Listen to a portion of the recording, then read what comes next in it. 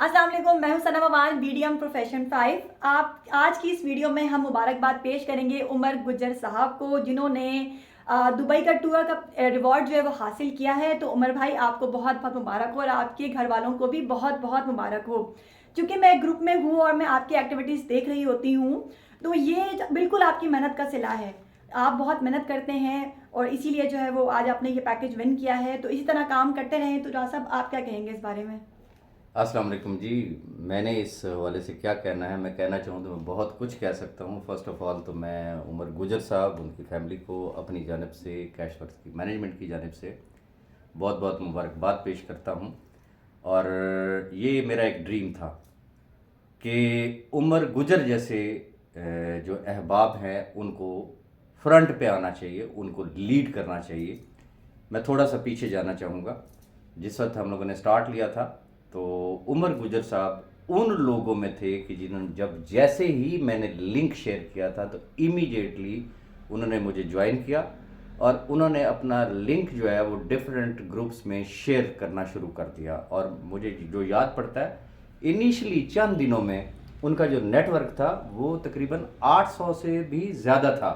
जैसे कि आपने कहा कि आप उनकी एक्टिविटीज़ जो है वो ग्रुपों में देखती रहती हैं, काफ़ी तो हार्ड वर्किंग है, काफ़ी मेहनत कर रहे होते गुजर हैं। साहब के हवाले से लोगों ने बड़ी बातें की थी। और मैं ये कहता हूँ, अल्लाह माफ़ी दे, वो जिसे कहते हैं वो तकब्बुर सामने आता है।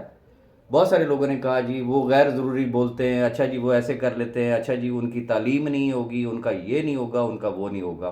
तो मैंने सबको मैं एक बात कहता था कि इंतज़ार कर लो, न्यू लीडरशिप सामने आएगी, नए चेहरे सामने आएंगे। जब वो सामने आएंगे तो उस वक्त आप लोगों को पता चलेगा रीज़न कि नेटवर्क मार्केटिंग वो इंडस्ट्री है जिसके अंदर तजर्बा ये कहता है कि डिग्रियों वाले तो चल ही नहीं सकते ना।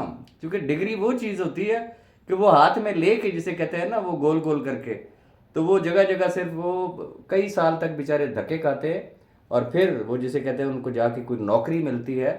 लेकिन अगर किसी की कोई क्वालिफिकेशन नहीं होती तो उसको ये पता होता है कि मेरी क्वालिफिकेशन नहीं है तो मैं क्या अर्न कर सकूंगा, मैं क्या कर लूँगा। तो वो हमेशा इस तगो-दो में होता है कि मुझे कोई अल्लाह पाक कोई अच्छी अपॉर्चुनिटी दे और मैं उसमें कामयाब हूँ। मेरी ज़िंदगी का तजर्बा ये कहता है, नेटवर्क मार्केटिंग का तजर्बा ये कहता है कि हाईली क्वालिफाइड अफराद, वो जिसे कहते हैं ना, वो माशाल्लाह चूँकि बहुत ज़्यादा सियाणे होते हैं, तो जो सियाणे लोग होते हैं तो वो सोचने सोचने में ही, वो जिसे कहते हैं, वो ट्रेन गुजारने के बाद उनको ख्याल आता है, अच्छा मैंने तो इस ट्रेन में बैठना था लेकिन ट्रेन मिस होगी। इसी तरीके से बहुत सारे अहबाब की ट्रेन मिस हुई।